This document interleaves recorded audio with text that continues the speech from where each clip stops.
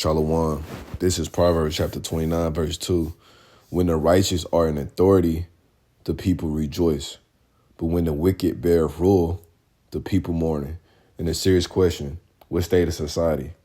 Is people mourning or people rejoicing? You know the answer. First and foremost, want to give all praise to Yahweh Ba'ashem, Yahweh Shai, Ba'ashem Kakadash, double honors to the apostles and the elders and the bishops and the brothers worldwide, husband and true, throughout the four corners, any last days, new beginnings, let's get it. And, it's obvious what state of society in. It's a panic. It's a mourning, a grief. My last lesson, in Lamentations, mourning and woe. And, understanding, let me get this scripture. I'm in Job 9:2-4. The earth is given into the hand of the wicked. So that the wicked are a specific people that's here ruling this earth in their wicked enterprise through their wicked influence. So-called white man Esau and his fellow mates, he made, deals with the heathens, because ultimately the Lord gave them rulership over this earth for a specific time.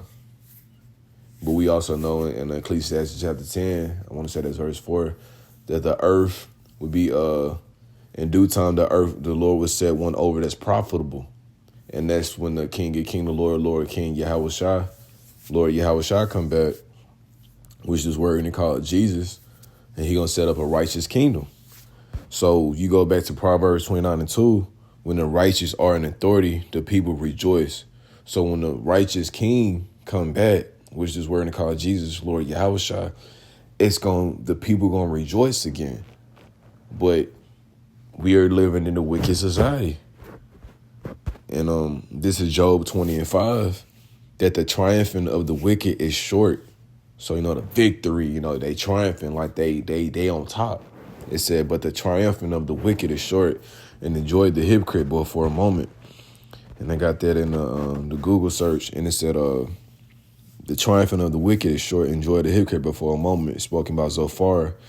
This passage highlights that despite temporary success or pride, the wicked will perish and be forgotten. This passage emphasizes that their fleeting prosperity is followed by destruction. This is, it said brief success. The joy and triumph of evil people are described as temporary and momentarily because it's not forever. We just living through the phases of this momentarily. It's going to end soon. And as we see the signs of its ending, but in order for the righteous kingdom to come here, the evil, wicked kingdom that we're living in right now has the perishing to be done away with. It's a high haughtiness. Even if their pride reaches to the heavens and their heads touch the clouds, it is temporarily. And that's basically like that power, that rulership, they influence, because technically Esau does got dominion over this whole earth because he has the blessing from Isaac. It was a temporary blessing led by the sword, in which he has. He's pillaging all these different lands. He lived through war. Throughout the 250 years, America has been a sovereign nation. 235 to 40 of that, they've been in war. And within the years they was in that war, they was in war talk. So this is the only way they can live, living by the sword. And the Heavenly Father didn't set us up to live through this wicked kingdom. It was a punishment. You know what I'm saying? The Heavenly Father, yes, he could have set up the dynamic of life, because nothing's impossible with the Heavenly Father. I'm learning this more and more every day. You can't box the Heavenly Father in. But if he wanted us to live and see this, he could have set up an algorithm and had it set up that we can see what a wicked kingdom is. But no, he put us in bodies, put our spirits in bodies for us to really absorb and go through this experience in the wicked kingdom, see it firsthand. Like, nah, this ain't right. Getting taxed to death. You get your money. It's already gone 4 or 5 different ways. A woman not in order. He did say your wife shall be a harlot in the streets. And these are the curses according to Deuteronomy 28. So we're living in the curses, and we're living in ultimately the Heavenly Father planning his movie. It's bad scenes. We've been living in these bad scenes since we've been in captivity, but the good scenes are coming. But also understand there's going to be a lot of turbulence throughout these scenes that's coming up next. It's a total destruction. They will perish forever, vanishing like a dream or a vision of the night. It said divine justice. Zophar's speech suggests that Yahweh's judgment will swiftly undo the gains of the wicked, cause them to vomit up their riches. Because ultimately, honestly, in my mind and my spirit, I feel like the Heavenly Father got, because Esau cheat. Esau can have all the money in the world and he won't break a dollar. That's the spirit the Heavenly Father got put on the base of man, because they base their whole existence off their treasures of what they got.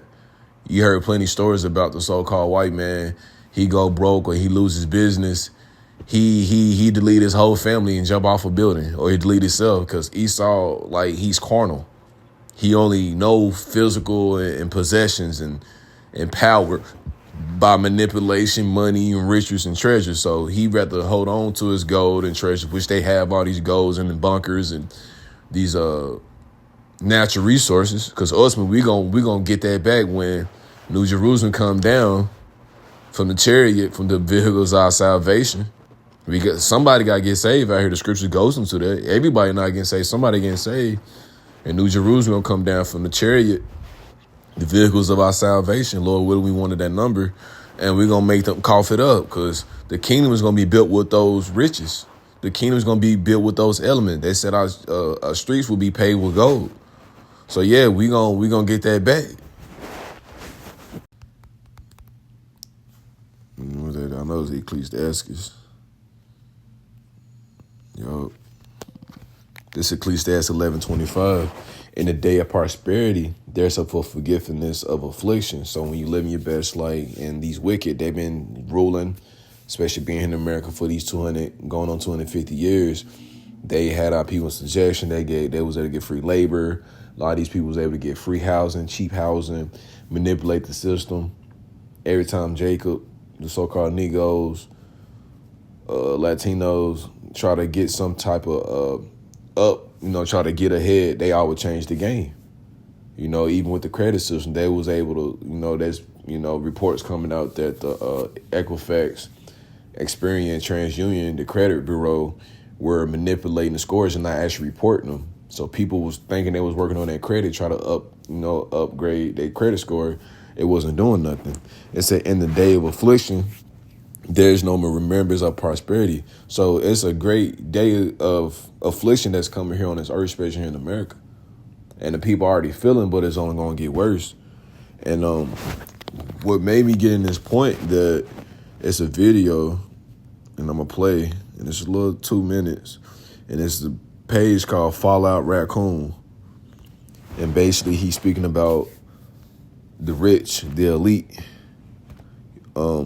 They have all this money, they have all this power to influence, but yet even they are scared, because when they're not able to, when the money crash, these people that's working for them, when they have these bunkers, because rich, you got to think about it, the rich, the elite, they don't cook their own meals. Yeah, you probably got one out of so many actually genuine like cooking. He might cook his own self some pasta, but the rich elite people, they don't cook for themselves. They don't clean their own clothes. They don't farm their own food. They don't do nothing, because they rich.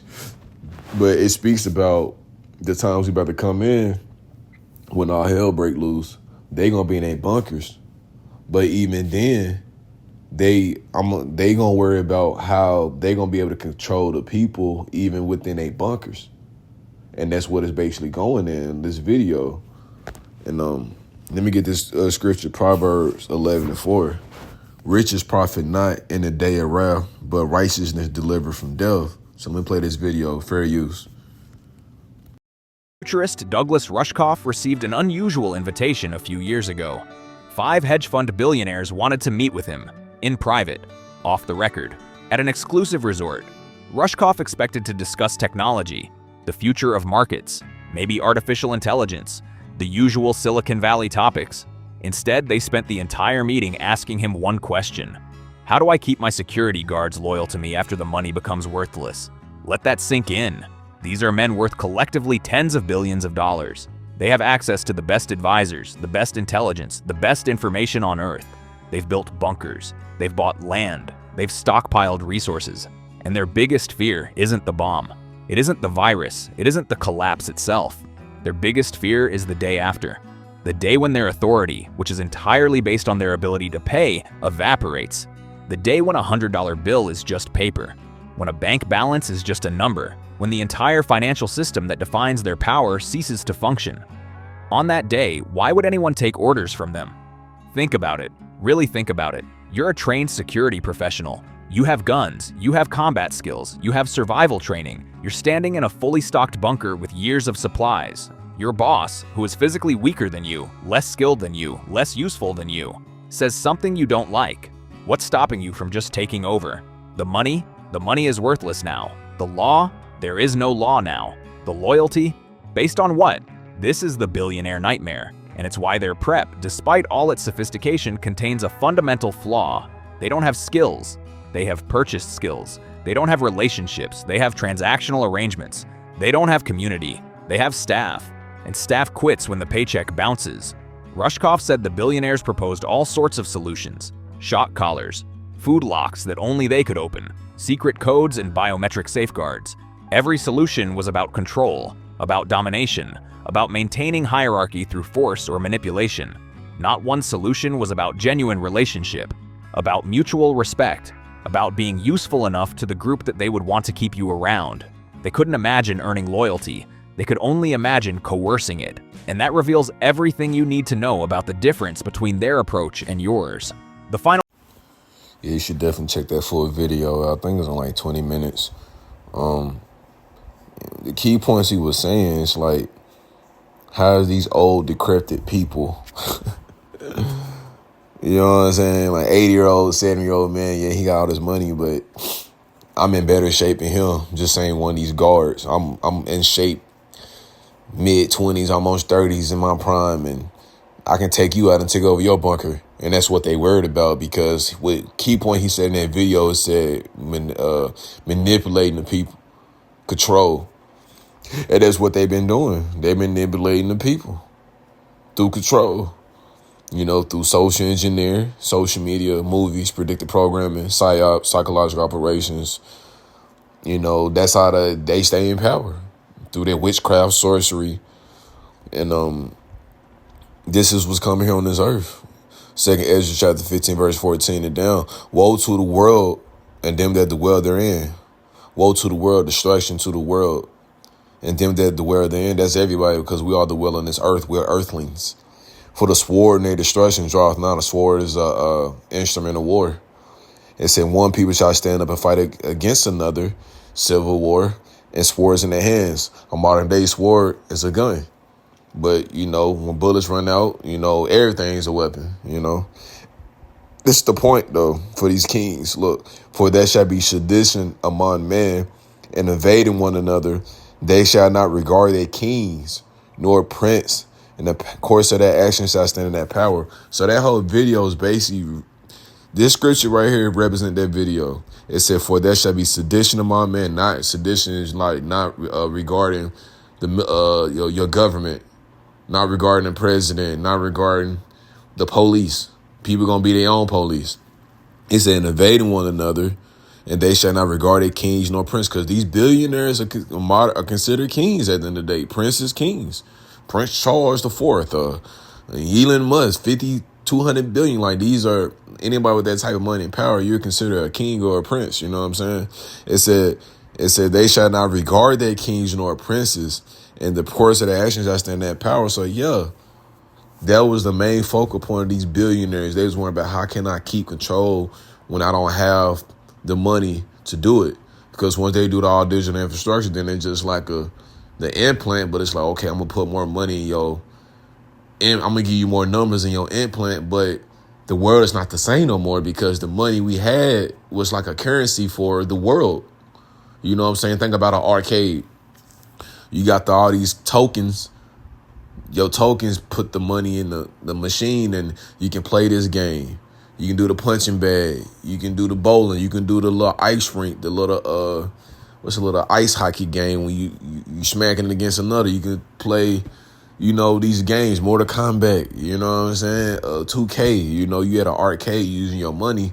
But when the money is, you can buy a car with money. You can buy a house. You can buy lust. But in the times when war, the money don't mean nothing. And that's what they know. They know, Because ultimately, when all the joy and all the mirth is gone, then it's like, how can you keep the people occupied? Bread and circus. That's why people been occupied this whole time and distracted, because they have bread and circus. We have a Super Bowl coming up in 2 weeks. We got NBA games going on right now. We got college basketball games going on right now. Bread and circus keep the people distracted, while the elites and the billionaires and the those that's running this earth behind the powers that be game plan the direction of society. Verse 17, a man shall desire to go into the city, shall not be able. Martial law gonna be out here. They already getting the people accustomed to police state with the ice cubes. For because of their pride, the city shall be troubled, and the houses shall be destroyed, and men shall be afraid. So yeah, it's gonna be break-ins. Like, this is a time of never before, desperation, man. When people ain't got nothing to lose, they lose it. Verse 19, and a man shall have no pity upon his neighbor, but shall destroy their houses with the sword and spoil their goods because of the lack of bread. Famine is gonna be out here, and for great tribulation. So yeah, in the famines, in the famines, in those bunkers, they got access. I'm watching videos, Dr. B showing like they got whole biospheres, they got whole biospheres manipulation with all the weather, they can manipulate the weather. Like a little habitat, they can make it, the sun come out, they can make it rain on this side. They got the weather, got the water. Yeah, these bunkers, they got the best technology to live. Like, they on top of this earth right now living, they can live within the clefts of the rock, the bunkers. They got what they need. So we don't got bunkers. We ain't got none of that. We're gonna be out here getting how we, you know what I'm saying, Lord willing, Lord be with us. Yeah, we're gonna be out here like the rest of you, because we regular folk. We regular folks. This is Hebrews 11, 24 and 25. By faith, Moses, when he was come to years, refused to be called a son of Pharaoh's daughter. So he refused to be called or accept the position to be Pharaoh's grandson. That comes with what? Influence, power.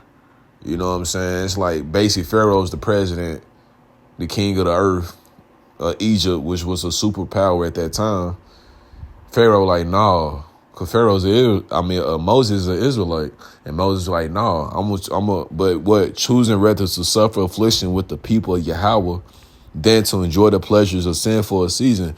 So Moses knew that it was that position and that little temporarily was going to be temporarily, because it said choosing rather to suffer affliction with the people of Yahweh than to enjoy the pleasures of sin for a season.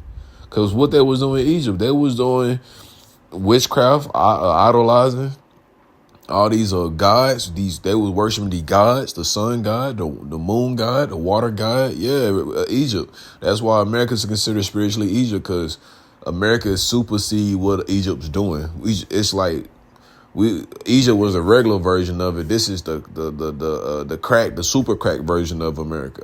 Egypt. We're spiritually Egypt. We're spiritually Sodom. We are all these ancient kingdoms and nations all mixed up in one here in America. So the Lord judged all them nations, all them countries. All them kingdoms. He judged Egypt. He sent them plagues. He judged Sodom and Gomorrah. He sent that rain, fire, and brimstone. He judged Pompeii. It was fire and brimstone there. He judged the whole earth at one time. Days of Noah flooded the earth. So yes, it's a judgment that's coming here. So no, it's not going to be normal days no more, like, oh, we outside getting Starbucks. No, you're going to have to just, wherever you got, that's your Starbucks. These are the times we're living in. And like sometimes, yeah, we read these scriptures like it's good to keep your mind occupied in privacy in the scriptures, because it keep you on your swivel. It say keep your head on the swivel. You keep you alert. You're not too comfortable, because like, yeah, I go to work, I'm in the world, but I come straight home. I grab my little food, come home, deal with like a little female here and there. And my Bible, man, the Lord said it's going to be a time of never before, though. So the Lord is not like, man, he's going to really make it get to that point that you go, oh my goodness, I never been through this before. Like, yeah, you're going to have the Lord, the spirit of Yahweh Shah dealing with you. It's going to be terrible out here, man. That's what I'm saying. The rich, they straight. Even they situation temporary, but us, oh yeah, Hunger Games out here, man. Hold this lesson edifying when y'all praise Yahweh Ba'ashem, Yahweh Shah, Ba'ashem Kakadash. Double honors to the apostles and the elders and the bishops have spread the truth out of the four corners. Any last days. Here with a new beginning lesson. Shalom.